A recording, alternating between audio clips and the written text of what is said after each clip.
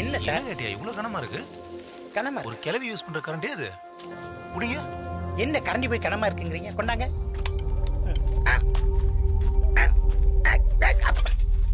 என்னங்க இந்த கணம் கணக்குது? இந்த கரண்டியை வச்சு இந்த கிளவி எப்படி ஆப்பம் சுட்டா? இந்த கரண்டியை 1 டன் 2 டன் இருக்கும் போல இருக்கேன். சே